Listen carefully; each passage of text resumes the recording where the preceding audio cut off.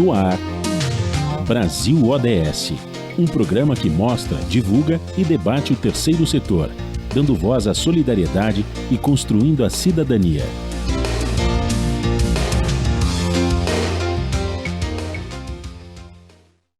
Bom dia, eu sou Joel Scala e começa agora o Brasil ODS, um programa do Observatório do Terceiro Setor com apoio da FAPESP, a Fundação de Amparo à Pesquisa do Estado de São Paulo.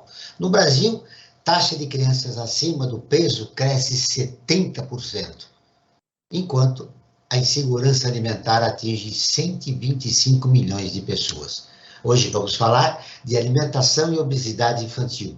Participam do programa a Núria Chaim, que é gerente da Associação Prato Cheio, engenheira de alimentos com experiência em projetos na área de segurança alimentar no terceiro setor. A médica Maria Paula Buquerque, que é pediatra, nutróloga, vice-coordenadora do Grupo de Pesquisa Nutrição e Pobreza do Instituto de Estudos Avançados da Universidade de São Paulo, e gerente-geral da Clínica do Centro de Recuperação e Educação Nutricional da Unifesp. Bom dia, Núria, seja muito bem-vinda ao programa. Bom dia, obrigada pelo convite. Bom dia, Maria Paula, seja muito bem-vinda. Bom dia a todos que nos ouvem e nos veem, um prazer estar aqui com vocês. A co-apresentação do programa é de Franklin Valverde, que também trará os destaques do site do Observatório do Terceiro Setor. Você vai conferir as notícias do mundo com a repórter Leda Letra, direto de Lisboa. Bom dia, Franklin. Bom dia, Joel. Bom dia, Núria. Bom dia, Maria Paula.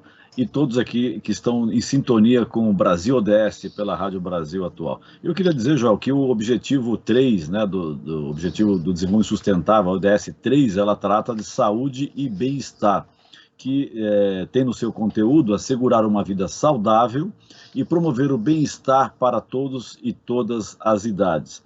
E também informar que os Objetivos do Desenvolvimento Sustentável, conhecidos como ODS, são parte da Agenda 2030 da ONU, por um pacto global, por um mundo mais justo e mais sustentável.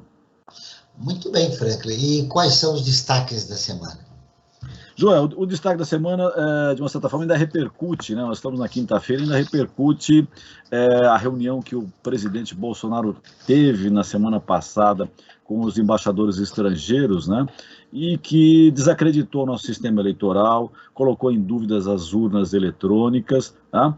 E nessa reunião com os embaixadores estrangeiros pegou muito mal para o Brasil, né? O Brasil foi tratado pelo presidente como uma republiqueta qualquer, quando é um dos principais países do mundo, né?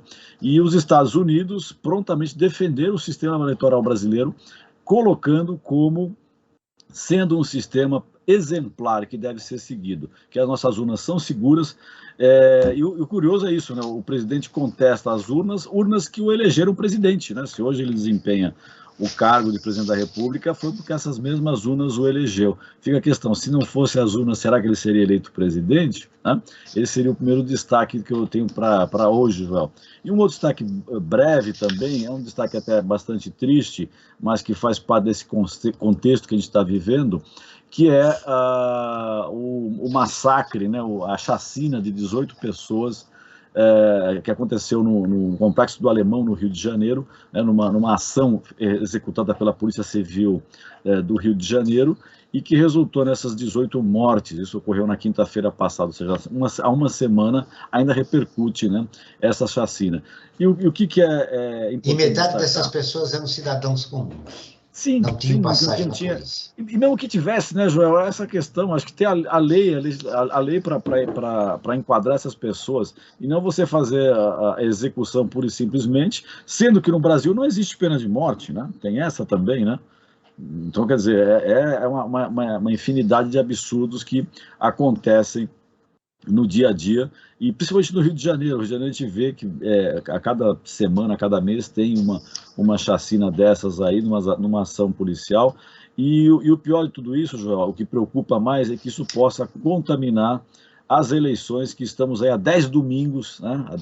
Estamos há 10 domingos para as eleições, e isso possa contaminar o clima eleitoral. É muito, muito perigoso que isso venha a acontecer. Então a gente precisa alertar que as pessoas fiquem atentas e não entrem nessa pilha, como se diz popularmente. É importante esse alerta, porque nós vivemos um clima de desânimo, né? Enquanto uma em cada 10 crianças de até 5 anos de idade está acima do peso no Brasil. A fome com crianças menores de 10 anos dobrou de 2020 para 2022. É um dado expressivo, Núria. O que está acontecendo no nosso país? Claro, existe o fator da pandemia, né, que potencializou a volta do país, um pouco antes da volta do país ao mapa da fome, mas o que está acontecendo com o nosso país? Então, você está... boa tarde, bom dia mais uma vez. Bom dia.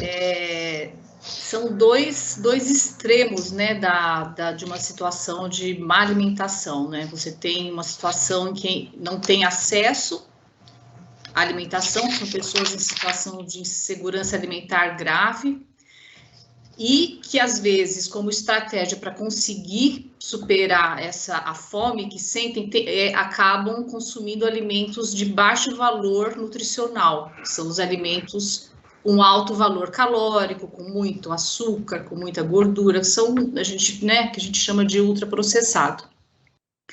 Então, a falta de acesso a uma alimentação saudável, uma alimentação de qualidade, que seja adequada aos hábitos alimentares, tem feito esses dois extremos aparecerem. Então, tanto crianças que estão numa situação de insegurança alimentar, quanto crianças que estão numa situação de obesidade, de sobrepeso. Falando um pouco do trabalho da Prato Cheio, a gente trabalha com isso assim no dia a dia, então a gente resgata os alimentos que não são comercializados. Frutas, legumes, verduras são bons para o consumo ainda, mas perderam valor de venda. E esses alimentos a gente doa para várias instituições de assistência social. Então, uma coisa que a gente percebe muito é que nesses locais, tem muitos locais que são creches, contraturno escolar. Eles falam para a gente, olha, a gente tem muito acesso ao alimento ao alimento perecível, né? Não perecível. Então, arroz, feijão, macarrão, óleo, e muito pouco acesso ao alimento fresco, que é o alimento que enriquece nutricionalmente nossa refeição. Então, as verduras, as frutas. Então, quando a gente fala do trabalho da Prato Cheio, né, de resgatar o alimento, reduzir o desperdício, tem essa função também muito importante, que é levar o alimento fresco onde ele não é difícil o acesso, tanto para a instituição quanto para as pessoas que fazem parte delas. Maria Paula, enquanto em cada 10 crianças de até 5 anos está acima do peso no Brasil, a fome com crianças menores de 10 anos dobrou de 2020 para 2022. O que explica isso? Eu acho que a colega ela colocou, né, que é muito interessante essa questão do conceito de insegurança alimentar, porque a obesidade e a desnutrição, elas são faces da mesma moeda. É o grau, o nível de insegurança alimentar é que diferencia. Então, quando eu tenho uma família que precisa fazer substituições não saudáveis, né, e hoje a gente tem muito o exemplo da salsicha, né, muitas famílias deixando de comprar carne para poder economizar, não tendo o recurso, né, ou a própria preocupação. Isso é um grau de insegurança que a gente chama de leve para moderada, que você começa a fazer substituições não saudáveis. E muitas vezes esses alimentos, como a colega falou, são ricos em gordura, açúcar e sal, e que levam à obesidade, né? Porque eles têm muita caloria, eles têm uma densidade energética alta, né? Esses que são chamados alimentos processados. Ultraprocessados. Na verdade, a gente está até evitando o termo alimento, para a gente usar produto, porque ele está muito longe de alimento, né? Então, a gente vem até trazendo essa nomenclatura para produtos ultraprocessados, que são muito maléficos, né? Trazem muito prejuízo à saúde das crianças. E do outro lado, a gente tem a fome, né? Que é a insegurança alimentar grave. Aí a gente pode usar como sinônimos. Mas o que a gente percebe, né, nos últimos, eu diria quase na última década aí, é que a gente vem piorando os nossos ambientes alimentares, né? E daí a gente tem as duas faces da má nutrição. As crianças, e ambas as faces, né, dessa má nutrição, ela tem muito a ver com o sistema alimentar e tem a ver com a desigualdade do nosso país, né? Por isso que o nosso grupo Nutrição, é impossível falar de nutrição e alimentação sem falar de pobreza e desigualdade. E é um pouco essa temática que tanto o Grupo Nutrição e Pobreza como o CREM, ele aborda, que é justamente como eu posso favorecer o acesso em quantidade e qualidade adequada e que seja sustentável para o meio ambiente. Então, é impossível a gente falar de obesidade e desnutrição sem a gente falar de sistemas alimentares e de produção de alimentos, né? Ou seja, aumentando a desigualdade, obviamente aumenta a fome. E em 2018 o Brasil voltou ao mapa da fome, né, que já tinha saído, ficou 8 anos fora do mapa da fome e voltou. Esse processo, né, agora com a volta e aumento das desigualdades, que foi potencializada pela pandemia, né, foi um fator também de aumento, né, da desigualdade, é só políticas públicas que resolveriam isso? Existe uma outra maneira da sociedade civil se organizar para combater esse fenômeno? Eu particularmente vejo que é uma necessidade de movimentação do Estado, e aí sim ele é responsável pelo acesso, porque é um direito humano, né, pela nossa legislação, isso é um direito adquirido, a alimentação adequada, mas é necessário que exista controle social, que exista posicionamento da sociedade civil. As políticas, elas são executadas e elas são monitoradas pela sociedade. Então, é de fundamental importância que a gente tenha, e é importante a gente rever como a gente produz o alimento. Então, na verdade, a gente tem as políticas, a gente tem a produção de alimentos e a gente tem a sociedade civil que tem que estar ali monitorando, controlando e exigindo os seus direitos, né? E a sociedade civil, através do terceiro setor, Núria, faz um bom trabalho com a Prato Cheio. E é uma mudança cultural, né? Porque os mais pobres comerem mal é uma coisa assim que soa assim, até parece uma coisa estranha, né? Mas acontece muito isso, né? Essa falta de uma alimentação saudável com a população de baixa renda.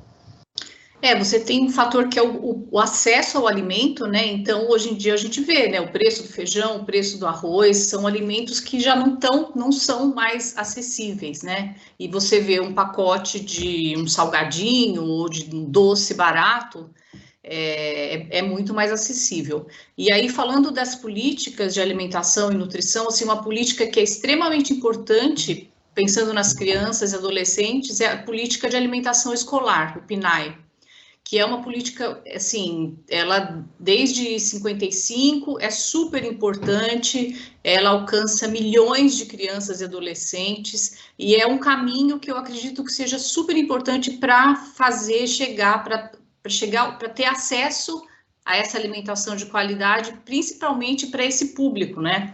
A gente faz avaliação antropométrica de crianças e adolescentes que usam a rede de assistência social que a gente trabalha, e a gente percebe que o índice de crianças que são desnutridas, ele é menor do que as que estão fora. Então, essa garantia de uma instituição onde a pessoa, além, ela está indo lá para estudar, mas que tem acesso a uma alimentação que seja adequada, é super importante para um país como o Brasil. Então, eu acho que esse é um caminho, assim, que deve ser bem pensado, e foi uma política que valorizou muito a agricultura familiar também. Então, tem alguns caminhos que já foram construídos que precisam ser resgatados, né? A gente não precisa inventar a roda de novo, porque o Brasil já tem, né, uma história que precisa voltar a funcionar como já funcionou.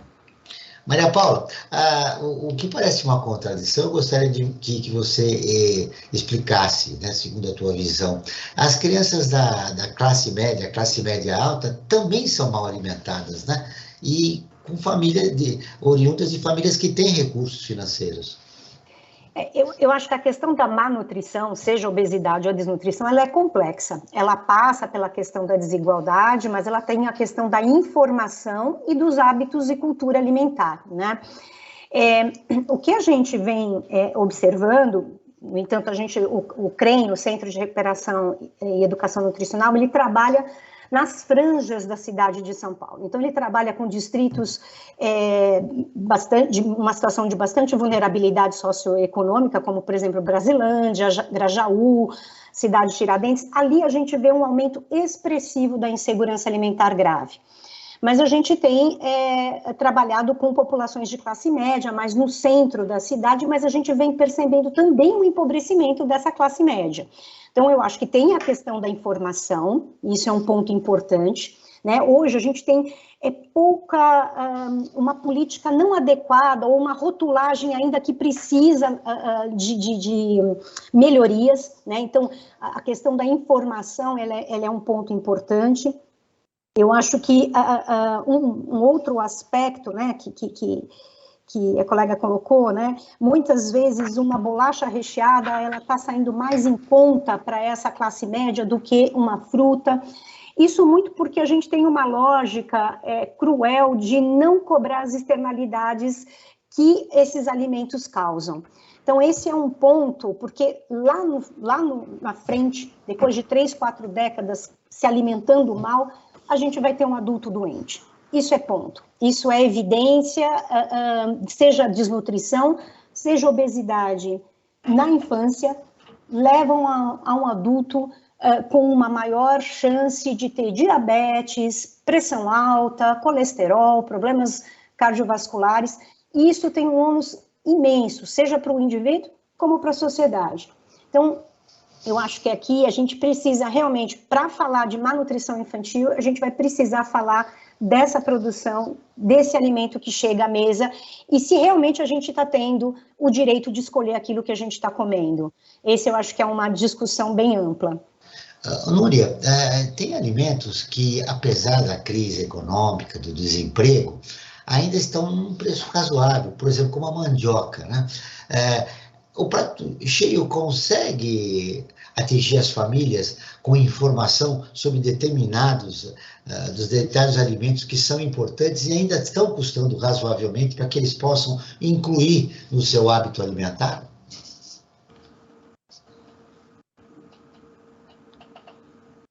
Oi, Núria.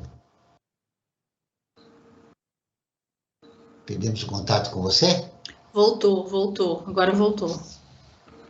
Então, você me ouviu?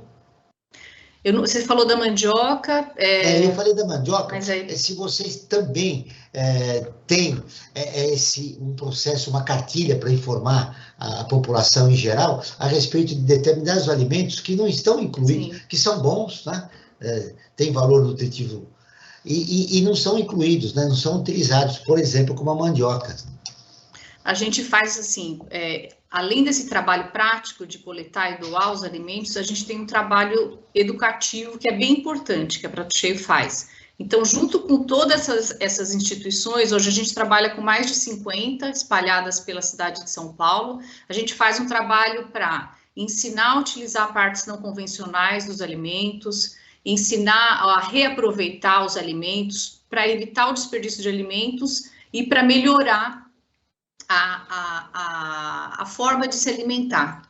Então, são os alimentos tradicionais que a gente trabalha, então frutas, legumes, verduras, a gente enfatiza a utilização dos produtos de época, porque geralmente são mais baratos e geralmente são menos contaminados com agrotóxicos. Então, tem um trabalho de sensibilização do público, tanto que trabalha nessas instituições, então o pessoal que cozinha, para saber como lidar com aquele alimento, quanto as pessoas que consomem. Então, as crianças, de repente, começarem a aprender a consumir uma salada, a consumir fruta. É um trabalho de sensibilização que, aos poucos, a gente vai conseguindo colher alguns frutos.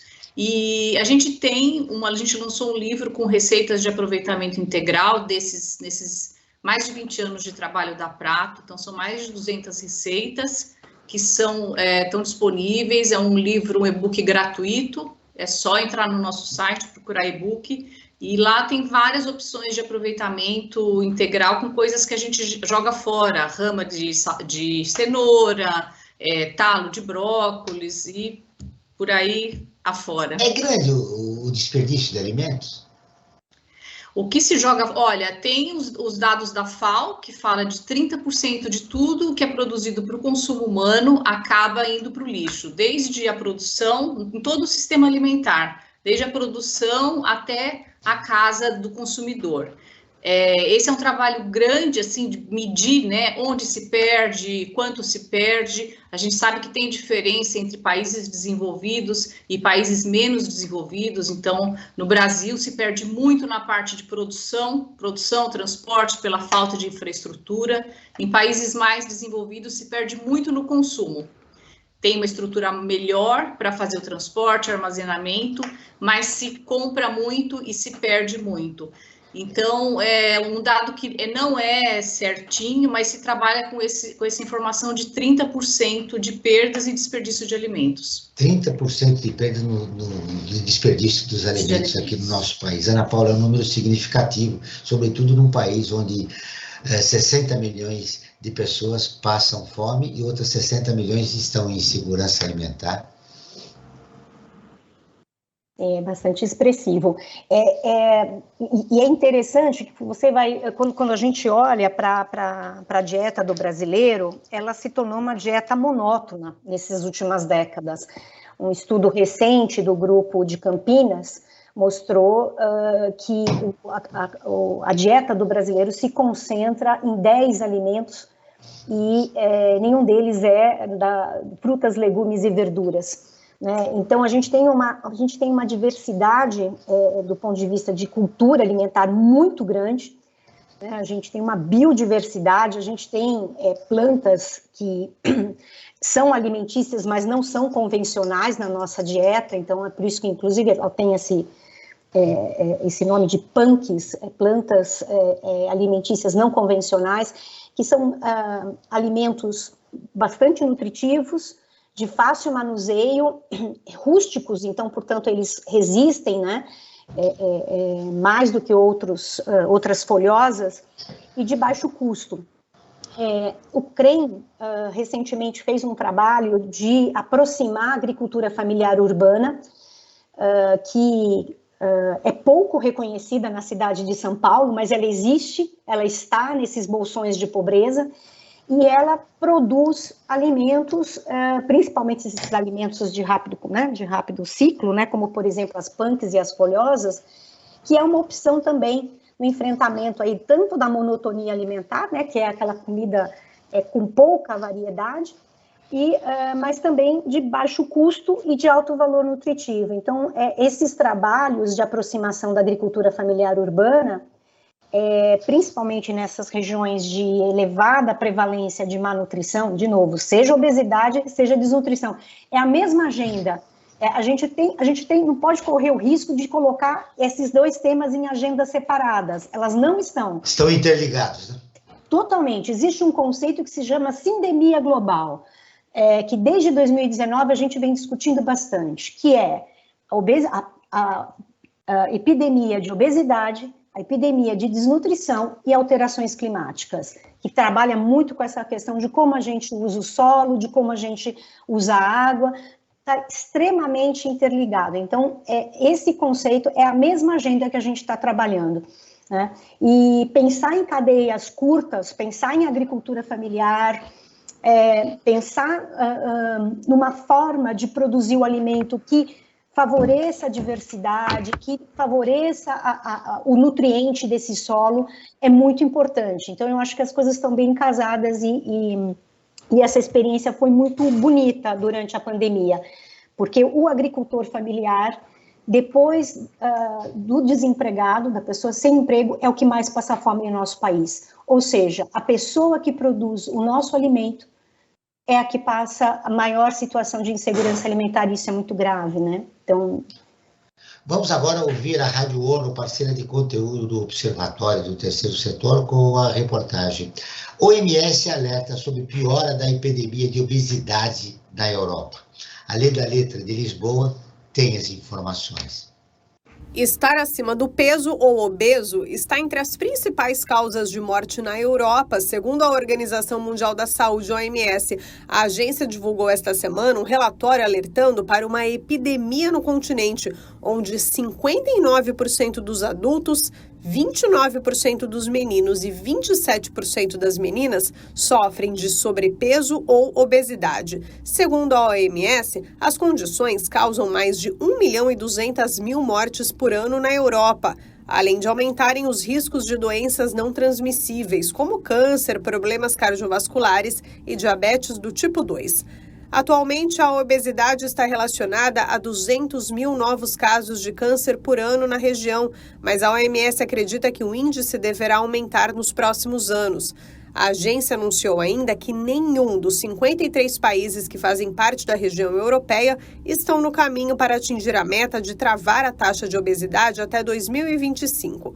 Além disso, a pandemia de Covid-19 afetou de forma desproporcional as pessoas acima do peso e aquelas com obesidade, uma vez que esses pacientes têm mais chances de enfrentarem complicações ou morrerem se forem contagiados com o vírus. A OMS nota ainda mudanças desfavoráveis ocorridas desde o início da pandemia, relacionadas ao consumo de alimentos e à prática de atividade física. Para mudar a trajetória, o diretor da OMS Europa, Hans Kluge, sugere a promoção de investimentos e de inovação em saúde, além do desenvolvimento de sistemas de saúde mais fortes e resilientes. Da ONU News, em Lisboa, lê da letra. Continuamos com o Brasil ODS, o programa do Observatório do Terceiro Setor, com o apoio da FAPESP, a Fundação de Amparo à Pesquisa do Estado de São Paulo. Hoje falando sobre alimentação e obesidade infantil, com Núria Chaim e a médica Maria Paula Albuquerque. Frank Valverde, ouvimos aí a lei da letra de Lisboa alertando que a Europa tem uma epidemia de obesidade. Bom, daqui a pouco a gente vai repercutir com as nossas convidadas. E o Brasil, como nós estamos? Provavelmente no mesmo caminho, né? Mas agora você tem a nossa enquete e informações sobre ela. Perfeito, João. A cada programa que nós realizamos aqui na Rádio Brasil Atual, nós fazemos uma enquete. Enquete não é uma pesquisa, ou seja, não tem uma base científica, mas serve para nós termos uma noção de como as pessoas estão pensando a respeito do tema que nós abordamos no programa. No caso hoje, alimentação e obesidade infantil, que está diretamente ligado ao ODS 3, que é saúde e bem-estar. E a pergunta que nós fizemos para a nossa enquete é a seguinte: você acredita que as crianças estão mais sedentárias devido ao uso do celular e tablets? Né? Na nossa época já era televisão, né? Hoje é celular e tablet, né? E olha só a resposta: 93% das pessoas que responderam essa enquete disseram que sim, que as crianças estão muito mais sedentárias devido ao uso do celular e do tablet. E claro, a criança não se mexe, não se movimenta e acaba... E come hambúrguer, né? E come hambúrguer, pipoca lá na frente da televisão assistindo seus filminhos e por aí vai. Agora, Joel, dentro desse quadro aí, eu queria fazer uma pergunta, né, tanto para a Núria como para a Maria Paula, a esse respeito dessa questão das crianças e tudo mais. Elas estão muito no celular e no tablet, e fica aquela questão: de que forma que a escola poderia estar ajudando a mudar essa mentalidade, a mudar esse comportamento, né? O que poderia ser feito para que a criança fosse mais ativa, ou que encontrasse outras formas também, né, de se alimentar corretamente, né, e de queimar essas calorias que são acumuladas. Vamos começar pela Núria. Bom, eu vou falar da minha experiência, assim, como mãe e como gestora da Prato Cheio. A Maria Paula, que é médica, vai ter informações mais precisas, mas eu acho que vocês falaram os pontos principais, né? Que é uma alimentação inadequada, excessiva, né? A gente está sempre comendo, é uma coisa assim, e a gente não sai de casa, as crianças não saem de casa, elas não brincam na rua, elas vão de carro para a escola, ou voltam de carro, vão de ônibus. A gente vai trabalhar de ônibus, de carro, metrô, então a gente se movimenta realmente muito menos, né? E assim, eu fico pensando assim no tipo de alimentação que as crianças têm acesso às escolas, né? Então, se pudesse ter acesso a uma alimentação mais natural, com menos doces e menos as porcarias que a gente fala, eu acho que seria um passo muito grande, porque é onde você vai começar a formar o hábito alimentar. Uma outra iniciativa é que as escolas poderiam ter hortas escolares. Então, eu acho que tem maneiras de fazer que não são muito complicadas e que vai melhorar o estilo de vida. Então, se puder criar um espaço que as crianças plantem, colham, vejam a alface crescer, se movimentem mais durante as aulas, porque imagina uma criança que fica sentada o dia inteiro e as crianças ficam o dia inteiro na escola e ficam sentadas em sala de aula, assim. É um massacre, né? Eu acho, e aí sai, levanta e come, tem a cantina. Eu acho que tem que os pais, os professores, os educadores, a gente tem que repensar as escolas, não só como espaço de aprendizagem, né, aprender as matérias, mas como um espaço em que as crianças vão ser educadas, um espaço de socialização, e elas têm que aprender que a alimentação faz parte da vida e da relação dela com a comida. Eu acho que a escola tem que prestar mais atenção nisso, né? Os professores, os pais. Então, a comida não é só diversão, né? Não é só pipoca, batata frita. Ela tem uma função muito mais importante, que é o que a Maria Paula falou. Você pode levar isso para o resto da sua vida, né? E colher as consequências lá na frente. Eu queria acrescentar algo na pergunta do Frank, Maria Paula, utilizando um termo da Núria, o estilo de vida, né, das crianças. Moram em apartamentos, utilizam muito o celular, os pais vão trabalhar, eles ficam na frente da televisão ou jogando no celular com jogos de videogame. Enfim, esse novo estilo de vida cria uma outra relação da criança e do adolescente com a alimentação. Como combater isso, né? É bem interessante, porque a gente acaba hipertrofiando a questão da oralidade, né, do comer, até como uma forma aí de prazer, né, e como de satisfação, né. Eu acho que a escola, ela tem um papel fundamental no desenvolvimento da criança, e eu acho que a Núria comentou muito bem sobre o PNAE, o quão potente que é essa política. E bem recentemente, com a resolução 6, o PNAE, então, passa a proibir a oferta de alguns alimentos, como, por exemplo, açúcar e ultraprocessados para menores de 3 anos. Então, isso eu acho que é um ponto importante, ou seja, as políticas, elas estão sempre, elas podem melhorar, e eu acho que essa foi um avanço muito importante, ou seja, a proibição da oferta de alguns alimentos, principalmente para os mais jovens, porque essa janela do início da vida, ela é de fundamental importância. Eu acho que um outro aspecto é a gente falar de segurança pública e de urbanismo, né? Eu acho que as nossas crianças, a praça não é mais dela, a rua não é mais delas, né?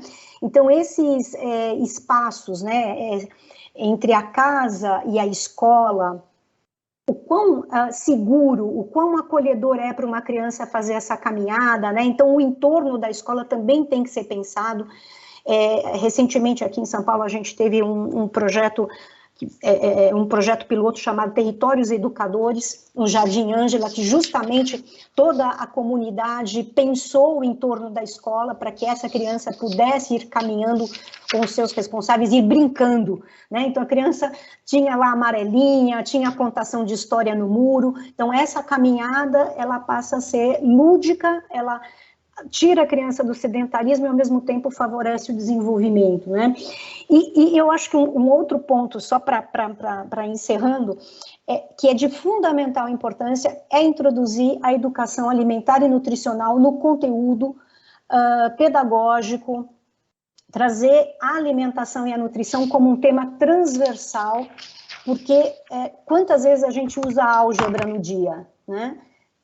Eu, particularmente como médica, não uso, acho que não uso nunca, mas quantas vezes eu tenho que pensar no que eu vou comer, ou no que meus filhos vão comer, no que eu vou comprar. Então, alimentação e nutrição é uma coisa fundamental para que desde muito cedo as crianças possam entender o que elas vão escolher e mais, colocar as habilidades culinárias também aí no conteúdo, ou seja, vamos para a cozinha. Vamos aprender ou reaprender a cozinhar como as nossas avós, como os nossos bisavós faziam. Para que elas tenham uma visão crítica da alimentação, né? Você começa desde cedo.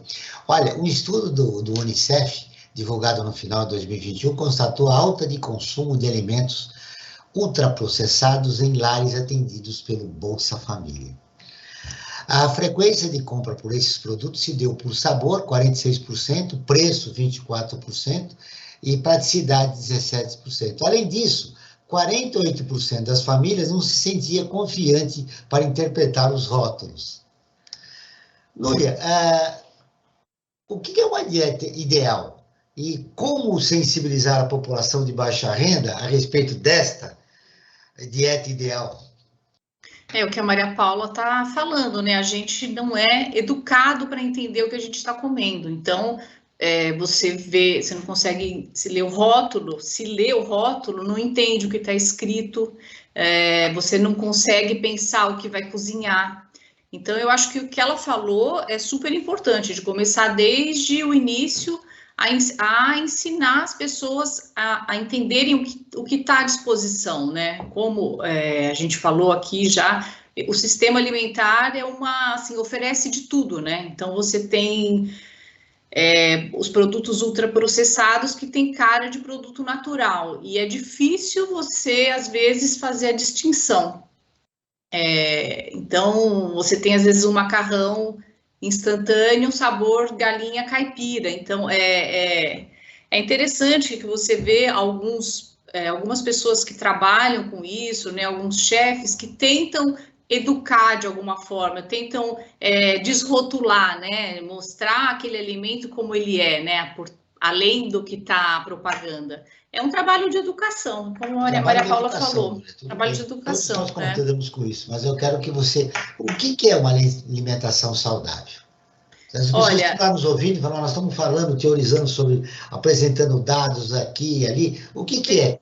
Tem um autor que eu gosto muito, que é o Michael Pollan, que ele fala, ele tem alguns livros interessantes, e tem um livro que ele fala que, assim, não consuma nada que sua avó não consideraria comida. Para mim é uma coisa, assim, que eu penso sempre nisso. Isso aqui, se minha avó olhasse, ela ia achar que é para comer? Ou ia achar que é alguma coisa, né, um pozinho que vira um suco? Será que isso é comida? Ou uma outra coisa, assim, vamos descascar mais e desembrulhar menos. Então, são coisas que a gente pensa no seu dia a dia, quando você abrir a geladeira ou quando você estiver no supermercado, você vai descascar ou vai desembrulhar, tirar a embalagem? Se puder descascar, é melhor. Você leva, come o arroz, feijão, uma verdura, aqui tá tudo bem. Não tem nada mágico, que né, Maria Paula? A sua avó está falando muito no seu ouvido, porque você tá dizendo que come bastante. Então, realmente, acho que essa é uma boa filosofia para você alimentar, né? O que sua avó consideraria que é alimento, né? E realmente tem certas coisas que o pessoal come atualmente, né? E a gente acaba comendo por tabela também, e que não tem nada a ver. Se a gente for ver o rótulo dos alimentos, uma coisa que eu tenho o costume de ler. Você vê tanta química, tanta coisa lá, que você fala, pô, pera, eu tô comendo isso, sabe? Ácido, não sei das quantas, e colorante, fala, pô, mas e o alimento mesmo? Aí tá 1% do suco natural. Você fala, pô, pera, o resto é água, né? Água com tinta, né? Então, realmente, acho que essa é um bom encaminhamento. O que a sua avó diria disso que você vai comer? É comida? Não, eu diria que não. Então, comece a pensar melhor. Muito bem. Eu quero saber se a nossa outra convidada tem algo a acrescentar a respeito desse estudo do Unicef, Maria Paula. Do ponto de vista do Brasil, a gente teve uma piora expressiva mesmo pós-pandemia, né? A gente tem alguns dados locais, né, aqui de São Paulo, do nosso centro, que corroboram, né, com esse aumento. Mas, como eu disse, a gente também teve, como a gente trabalha com pobreza, a gente também teve aumento das formas crônicas de desnutrição, e essas formas crônicas, elas são um pouco cruéis, né? São todas muito cruéis, mas a criança, ela muitas vezes é cheinha, mas ela é baixa para a idade e tem carência de vitaminas. Então, muitas vezes são crianças com anemias, com falta de ferro, de vitaminas. Então, essa expressão do excesso de peso com baixa estatura é uma combinação muito prejudicial, né? Vai ter uma grande chance dessa pessoa se tornar um adulto doente, né? E como você disse, vai ter reflexos na idade adulta, né, em relação à saúde dela, né? Nós continuamos com o Brasil ODS, um programa do Observatório do Terceiro Setor, com apoio da FAPESP, a Fundação de Amparo à Pesquisa do Estado de São Paulo. Hoje falando sobre alimentação e obesidade infantil, com a Núria Chaim e a médica Maria Paula Buquerque. Você quer ficar informado sobre projetos, causas sociais e direitos humanos? Vamos ouvir o convite do Frank Valverde. Sim, deve seguir o Observatório do Terceiro Setor nas redes sociais e acompanhar as informações do Brasil e do mundo que lá estão. Uma dessas formas, por exemplo, você pode entrar pelo Instagram, né, @Observatório 3 Setor, o 3 em numeral, ou então facebook.com/Observatório 3 Setor, esse 3 também em numeral. Nossos programas de rádio também estão disponíveis no canal do Observatório no YouTube. Lá você também encontra entrevistas e quadros como Você Sabia e Você Conhece, que mostram uma série de aspectos ignorados da história e refletem a nossa sociedade. Basta você buscar por Observatório 3 em numeral Setor. Muito bem, Frank. Pesquisadores da Universidade de São Paulo constataram o risco de obesidade é 45% maior entre adolescentes cuja dieta é baseada em ultraprocessados. A última pesquisa do Nacional de Saúde Escolar, de 2015, hein, já há algum tempo, mostrou que a incidência de obesidade era apenas 25% menor em crianças que se alimentam na escola. Vocês falaram sobre isso lá no início do programa, da importância da escola, e quando comparadas às que se alimentam com menor frequência. Olha só, a última pesquisa nacional de saúde escolar, que foi feita já há algum tempo, como eu disse, mostrou que a incidência de obesidade era 25% menor em crianças que se alimentavam na escola, quando comparadas às que se alimentavam com maior frequência. É um dado interessante, Maria Paula. Bastante, mostra que se a gente cuida, né, da qualidade da alimentação escolar, isso reflete no peso, né? Por quê? Né? Porque os alimentos ou produtos ultraprocessados, como eles são ricos em gordura e açúcar, né? É uma combinação perfeita, né, que a indústria traz, eles são extremamente palatáveis. E é muito difícil da gente não querer mais, né? Inclusive, muitas campanhas publicitárias se valem dessa palatabilidade, né? Desse apelo do paladar, porque é muito difícil de comer um só, inclusive, né? Tem muitas campanhas mercadológicas que trazem justamente esse apelo. Então, o consumo, né, ele fica pouco regulado, né? Então, aquela questão da fome, da saciedade para um alimento que é rico em fibra, né, que você tem que mastigar bastante, né, que tem pouca caloria, pouca densidade energética, a criança comendo mais na escola vai ter menor chance de ter sobrepeso. Já se um adolescente ou uma criança consome bastante produto ultraprocessado, que é pobre em fibra, pobre em micronutrientes na sua grande maioria, mas que são ricos em açúcar e gordura numa proporção, ele não só é mais denso do ponto de vista energético, né, calórico, mas ele também vai querer repetir mais vezes. Então, é uma lógica cruel do ponto de vista neurofisiológico. Então, faz muito sentido que as crianças que estejam protegidas pela alimentação escolar do PNAE apresentem menos sobrepeso e obesidade, porque, como eu disse, né, o PNAE ele vem numa crescente de melhorar o cardápio que é oferecido nas escolas, né? A Resolução 6 é um bom exemplo disso. E no início do programa, Núria, você destacou a importância da escola, né, na alimentação das crianças e dos adolescentes. Exatamente, é um ambiente de educação, né, que proporciona não só o conteúdo, mas também como se alimentar, né? Então, tem nutricionista responsável pelo cardápio, tem as regras, né, que a Maria Paula falou, você tem que seguir o porcionamento, tem que seguir aquele cardápio, o modo de fazer, a questão de higiene. Então, são coisas bastante reguladas, né? É um programa muito antigo, de muito sucesso no Brasil. Pesquisa da FAPESP, a Fundação de Amparo à Pesquisa do Estado de São Paulo, concluiu que a obesidade traz mais risco de doença cardiovascular na vida adulta para meninas do que para meninos. Aí eu quero ouvir a médica. Maria Paula, por quê? Qual a explicação? Interessante estar mostrando isso, porque tem um trabalho nosso que fala justamente da dupla carga da má nutrição, que é de 1995, que o CREM publicou pela professora Ana Lídia, que mostrava isso já.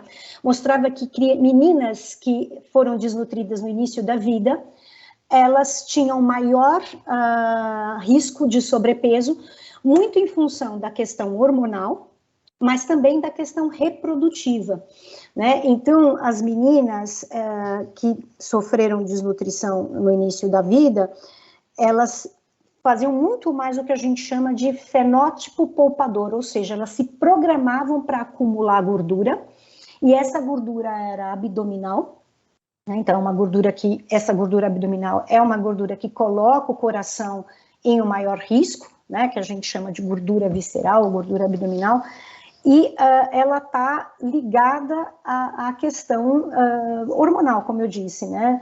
Então, tem essa característica mesmo de afetar mais as meninas. E como elas podem evitar, tendo uma alimentação mais saudável, diferente dos meninos? Aliás, as meninas, do ponto de vista educacional, são criadas diferente dos meninos, né? As meninas com boneca, meninos com bola, aquela coisa toda, e que dá essas distorções em relação às questões de gêneros que o país vive. Você sugeriria o quê para as mães que têm crianças e adolescentes meninas? Na verdade, a sugestão é para os meninos e para as meninas, né? Vamos para a cozinha, vamos para a feira junto, para ajudar a escolher os alimentos, vamos fazer horta em casa, vamos ajudar a fazer uma horta comunitária. Acho que lugar de cozinha, o lugar de todo mundo é na cozinha, seja de menino, seja de menina. Eu acredito que resgatar nossa cultura alimentar do arroz, do feijão, da verdura, das panques, né?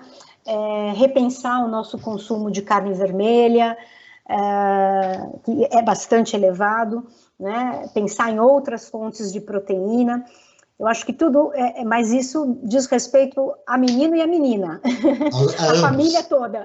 Muito bem, importante esse destaque. Nós estamos no último bloco do Brasil ODS, no programa do Observatório do Terceiro Setor, falando sobre alimentação e obesidade infantil, com a Núria Chaim e a médica Maria Paula Albuquerque, com o apoio da FAPESP, a Fundação de Amparo à Pesquisa do Estado de São Paulo.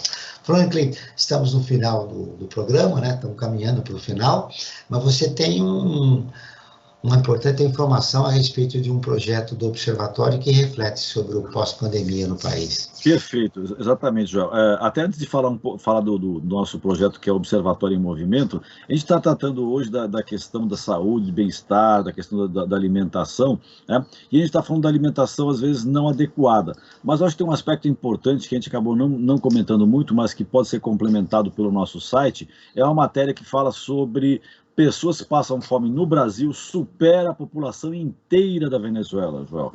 Que esse é um outro aspecto também. A pessoa às vezes se alimenta mal e, por outro lado, tem pessoas ainda que nem se alimentar conseguem, né? Nem se alimentar mal. Elas passam fome, né?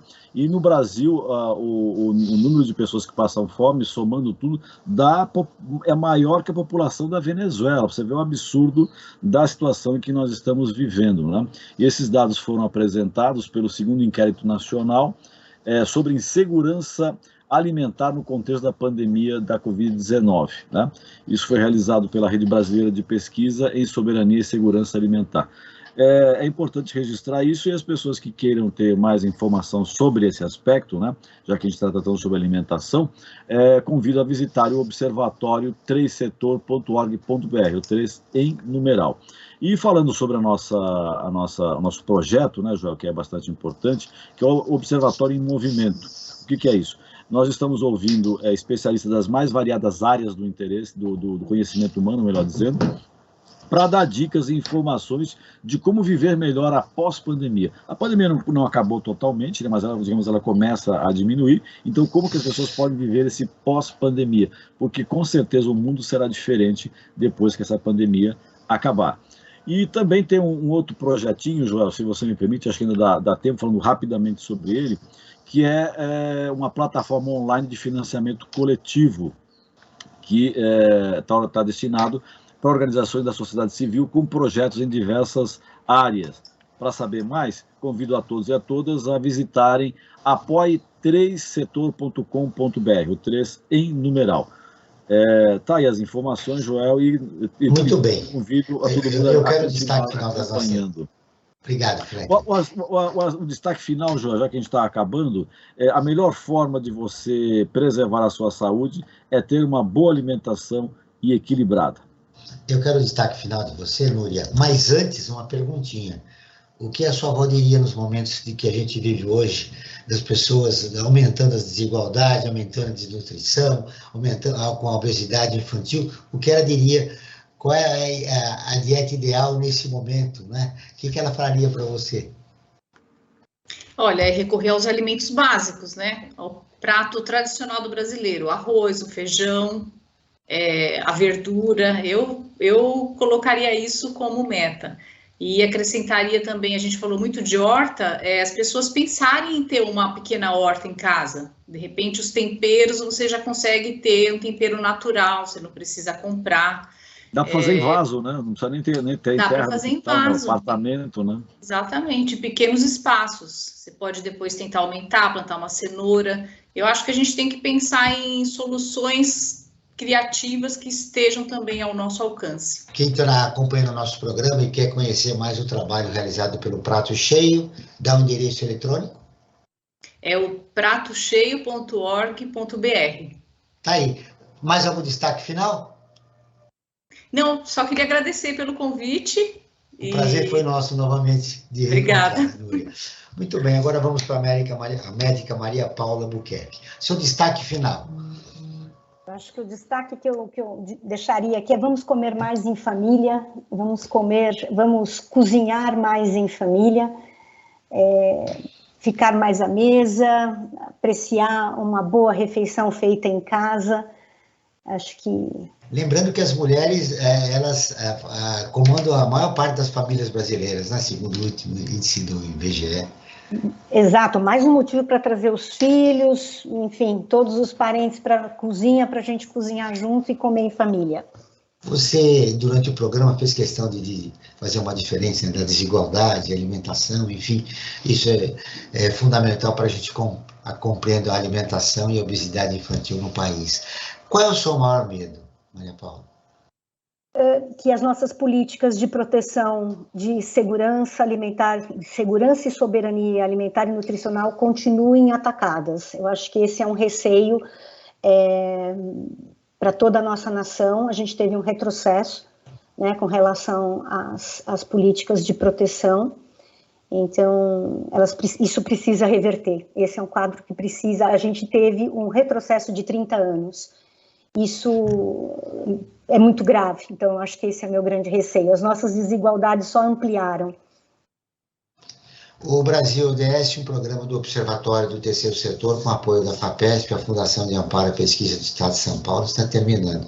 Eu agradeço a presença de Núria Chaim, gerente da Associação Prato Cheio, da médica Maria Paula Buquerque, pediatra e nutróloga, e vice-coordenadora do Grupo de Pesquisa Nutrição e Pobreza do Instituto de Estudos Avançados da USP. Este programa foi produzido pela equipe do Observatório do Terceiro Setor. Na próxima terça-feira, acompanhe nosso programa Perspectiva, sempre com assuntos importantes da atualidade. E ficamos por aqui, sempre na luta por uma sociedade mais justa, solidária, sustentável e tolerante. Até o próximo programa.